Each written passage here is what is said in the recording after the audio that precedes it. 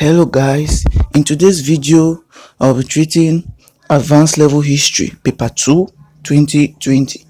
Now with advanced level history paper 2 is based on Cameroon history, where they set from 3 sections, that is A, B and C.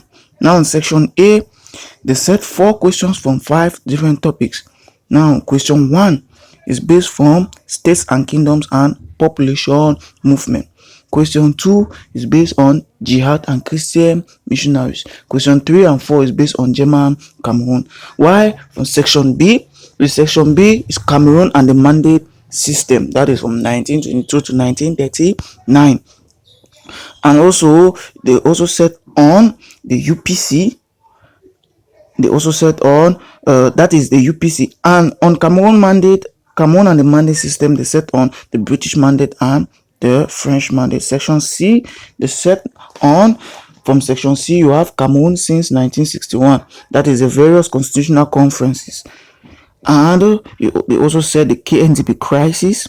Then they set on President Ahidjo and President Paul Biya. So that is how paper 2 is structured.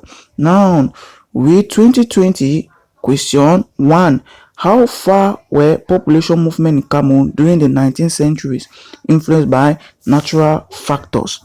Now this question, to answer a question in advanced level history, you have to bring your introduction. After your introduction, you bring down a linking statement on how you introduce your answer plan, how you are going to answer your points. Then in paragraphs you bring out your points, then at the end you bring your conclusion. Now in other videos I've guided students on how to bring introductions in various topics in paper 2 and paper 3. Now your introductions will have historicity, definition of key terms, and introduction of answer plan. Now with this question, you have to bring in natural factors influencing population movement, and you bring out other factors that have influenced population movement in the 19th century. Now, an introduction to this question, you can start by saying Cameroon history would be incomplete if important events like population movement was not mentioned. Now, population movement started in Cameroon in the 19th centuries, which was influenced by multiple factors. Population movement was the displacement of tribal groups from one geographical area to another, which took place from the north to the south and was influenced by voluntary and involuntary factors.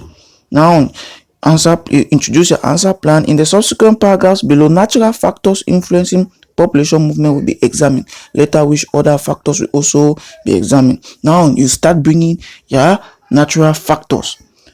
To begin, the first paragraph, natural calamities. This was one natural factor which influenced population movement in Cameroon. Natural calamities such as drought, epidemics forced some tribes to leave their areas to new places. Example, the Lagnos disaster, the chickenpox epidemic among the Ridikum people, forcing them to leave their areas. And remember, when you are giving a point, your point should have the topic sentence, which will earn you mark. Your point should have explanation of the topic sentence, and you should back your points with examples.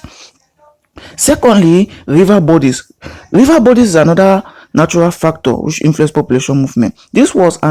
Now you discover that with river bodies, some tribes prefer to settle in areas present with water bodies in order to practice economic activities like fishing, farming. Example, the Douala people who settled around River Wuri in order to practice fishing. Also, role of hills and mountains.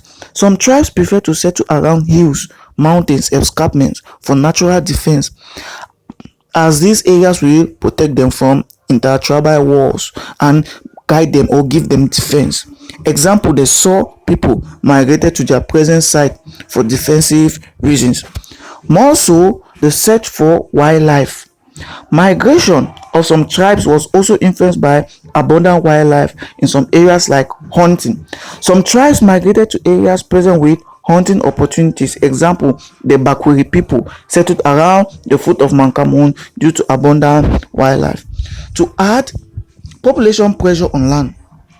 This was another factor that influenced population movement due to Due to due to population pressure in some areas, it led to the search for land as some tribes migrated to new areas in search for land and food. Now, after bringing out the natural factors, you bring out a small transitional statement. After examining the natural factors influencing population movement, there are other factors which shall be examined in the subsequent paragraphs below. Now you bring other factors. These other factors you can bring in political factors, geographical factors. Now, intertribal war. This provoked various tribes to migrate in the 19th centuries. When two tribes fought amongst themselves, the tribes that were defeated were forced to move to new areas. Example, the Bamum people defeated the Bamleke, forcing them to migrate and settle towards Nun. Furthermore, payment of tribute. During the 19th century, some powerful kingdoms put much pressure on weaker tribes with the aim of acquiring taxes and royalties. Hence, it made some of these weaker tribes to migrate to new areas. Example, the Tingo and the Obang migrated away because of high taxes. Another, you have the jihad. This was launched by Modibo Adama in North Cameroon with the aim of purifying Islam and converting pagans to Muslims. Now, tribes that did not succumb or abide to Islam were forced to move to new areas. Example, the Massa and the Tupuri people who migrated to the hilly regions of the north to avoid imposition of Islam. Then now you bring out your conclusion. After having examined the natural factors influencing population movement, one can conclude that factors like natural calamities, river bodies, rows of hills, the search of wildlife, population pressure greatly influenced population movement in the 19th century in Cameroon. That's your conclusion. Now, like I said in other videos, I've detailedly explained and helped students on how to bring in introductions and conclusions to various topics. And remember, introductions and conclusions varies with some various topics, so it's good to know how to introduce and conclude in your questions. Now, on question 3, they say account for the German penetration into the hinterland of Cameroon shortly after annexation in 1884. Now, this question is based on annexation. Now, your introduction. After Cameroon was annexed by the Germans on the 12th of July 1884, the flag was hoisted on the 14th of July 1884 in Douala. It gave the Germans the upper hand over Cameroon, and so they decided to penetrate into the hinterland of Cameroon in order to exploit their territory. In the following paragraphs, reasons why the Germans penetrated into the hinterland territory will be examined. Now, you're accounting for the penetration. That means you give reasons why the Germans penetrated into the hinterland or into the interior of Cameroon. Now, these reasons are under political, social, and economic reasons why they penetrated into the interior of Cameroon. And the question here has two sides. That is, in the first paragraph, the first part, you give the political factors that accounted for the German penetration, and the second part you give the socio-economic. So firstly, which is a political factor, firstly, to respect the Berlin Act of Extensive Occupation. That was the first political factor. Now, due to the Berlin West African Conference that was held, the Germans wanted to, one of the clauses of the Berlin Conference was, what the Berlin Act was, extensive occupation of European countries into their African territories. So the Germans wanted to fully respect this act. Secondly, to bypass middleman trade monopoly. Middleman trade monopoly was greatly enjoyed by some tribes like the Douala people, like the Bakwe people. So the Douala wanted to suppress middleman trade monopoly to also enjoy and buy goods cheaper. The next political factor, also to have full control of the territory. The Germans wanted to have full control of the territory and also to impose their rule. Also, it made them to penetrate into the interior. Also, to completely send away the British. The Germans wanted to completely send away the British out of Cameroon and make sure that the British do not have any activities or carry out any activities within the hinterland of Cameroon. So this made them to fully extend or penetrate into the hinterland of Cameroon. Now, despite or having seen the political factors, there are also socio-economic factors that influence or accounted for the German penetration. Now, to trade directly with the men at the interior.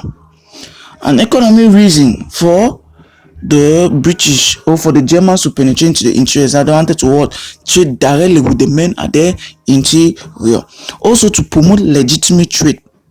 This was another economic reasons. They wanted to promote legitimate trade in the interior of Cameroon. Another point here is that to benefit from cheap labor. Due to the availability of cheap labor found at the interior of Cameroon and the interior, they wanted to make use of this cheap labor. Also to open plantations. They wanted to open plantations in the interior because the interior had presence of fertile soils or fertile lands. Also due to the availability of raw materials present in the interior. So these are the economic reasons. Then some social reasons to spread their culture and also to settle their excess population. Now to conclude, you say, after having examined both political and socio-economic factors influencing or which accounted for German penetration into the interior of Cameroon, one can conclude that the economic factors greatly influenced or greatly accounted for the German penetration into the hinterland of Cameroon due to the following reasons. That is, to directly trade with the men at the interior, to promote legitimate trade, to benefit from cheap labor, to open plantations due to raw materials. Now the next question here, in the next question, which is section B, question 5. Why and how did the British neglect the economic development of Southern Cameroon during the mandate? Okay, you bring out your introduction. After Cameroon, you bring out your introduction now on the mandate, because this question deals with mandate, the British mandate. The defeat of the Germans in Cameroon brought forward an outstanding change. Among these changes was the division of Cameroon and the administration of this territory under the British as British Cameroon. The British government, after the partition of Cameroon, took her own 1/5 of the portion of Cameroon and administered it. Reasons why the British neglected the economic development of Southern Cameroon will be examined in the subsequent paragraphs below, after which how they neglected British Cameroon will also be examined. Remember, this question is two-sided and it's very clear. You say, why and how did British neglect the economic development of Southern Cameroon? So you give why did they neglect and how they neglected. Now, after having introducing your answer plan, that is in your introduction, now the first paragraph to begin, we are giving on why did they neglect. To begin, the size of the territory. British Southern Cameroon was relatively too small with a small population. As such, it was difficult for the British administration to raise revenue through taxes and other sources that could be used to sponsor projects. Hence, it made the British to neglect economic development. Secondly, the lack of finance. Now, the British government claimed they did not have enough finance resources to carry out economic development in British Cameroon, as they claimed that they had internal difficulties in their country, so it discouraged them to carry out developments in Southern Cameroon. Also, the lack of administrators. The British government also claimed that they lacked sufficient administrators to come and carry out economic development in British Cameroon, as they were still suffering from the loss of the First World War. Hence, it made the British to neglect economic development. More so, the fear of the Germans coming back. The British were also afraid that the Germans may possibly return to their colony due to the fact that the German dictator Hitler launched campaign on regaining former German colonies, hence made Britain to neglect development as she administered British Cameroon as part of Nigeria. To add the nature of the territory, the British Cameroon was a mandated territory of the League of Nations and not a British colony. As a mandated territory, the British knew fully well that British Cameroon would soon be granted independence, hence made the British to pay less attention in the development of the territory. So those now wonder why. That is the reasons why they neglected the economic development of Southern Cameroon. Now, after having examined why Britain neglected economic development in British Southern Cameroon, how the territory was neglected in economic development will be examined below. The first paragraph, they neglected the agricultural sector. The British failed to make progress in the agricultural sector of British Southern Cameroon. They failed to develop the plantations that were inherited from the Germans. Instead, these plantations were sold to former German owners by British. Moreover, they neglected trade. Trade in British Cameroon during the Mandate period was dominated by the Germans rather than the British.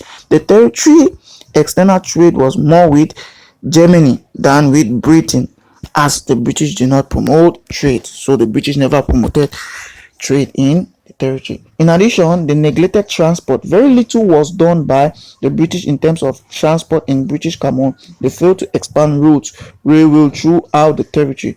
They also failed to improve on communication network in their territory, so it made it difficult in terms of transportation. After examining now your conclusion, after examining why and how the British neglected economic development of Southern Cameroon, one can conclude that the neglect led to some consequence on the British Southern Cameroon. Now section C, question 9. Why and with what consequence for Southern Cameroon was a federal constitution adopted at Fumban? Now with this question, also you have to give why was the Southern Constitution or was the federal constitution adopted at Fumban, and with what consequences was this constitution adopted, and what was the various consequences that led to the adoption of a federal constitution at Fumban. Now, your introduction to this question: the political issue of Cameroon will be incomplete if mention is not made of important conferences like the Fumban Conference. So these are good ways to maybe to start up historicity on certain topics or certain questions. Full stop. Now, continuation. The Fumban Constitutional Conference was a conference that was held in July 1961. This conference was attended by British Southern Cameroon delegation led by Foncha and a delegation from the Republic of Cameroon led by Ahidjo. The main objective of this conference was to come out with a constitution that will govern the union between the Republic of Cameroon and British Southern Cameroon. Remember, both of them have been separated for a very long period of time. That determined its fate through the 1961 plebiscite. Now, your answer plan in the preceding paragraphs, therefore, why the Fumban Constitutional Conference was adopted will be examined later, which the consequences of adopting the federal constitution in Fumban will also be examined. Now, in your paragraph, you start giving why was the Fumban Conference constitution adopted. Now, firstly, the conference was to provide a forum for the political party and option leaders in British Southern Cameroon and the Republic of Cameroon to discuss the ways and means for the building of the newly reunified Cameroon nation. Yes. So another reason why the Fumban Conference was also held in July 1961 in order to determine the system or the nature of government to be applied in the new Cameroon nation. Yes. Other reasons, now these are just the topic sentences you write and you develop. Now, to develop this one I've just given, you said at the conference now the politicians of both British Southern Cameroon and the Republic of Cameroon agreed that a federal system of government should be put in place in Cameroon, knowing fully well that throughout such a system of government, there are different cultural, historical, and identities or backgrounds noted in the colonial past could be maintained or kept. Now, the next also, besides, the conference was held in July 1961 in order to put into practice the reunification between the British Southern Cameroon and the Republic of Cameroon. More so, the conference was held in order for politicians and option leaders of both British Cameroon and the Republic of Cameroon to meet and work out a constitution for the newly unified nation. The former conference was also held in order to create acquaintance between the politicians of British Southern Cameroon and those of the Republic of Cameroon. Another reason the conference also held was to influence leading politicians like Amadou Ahidjo and J.M. Foncha in their several meetings before the plebiscite. Remember, Amadou Ahidjo and J.M. Foncha stressed that in case of success of unification, the politicians and option leader of both British Southern Cameroon and Republic of Cameroon will meet in a constitution conference to work out new constitution for their nation, to build their nation. Now, after having explained the reason, that is why the federal constitution was adopted,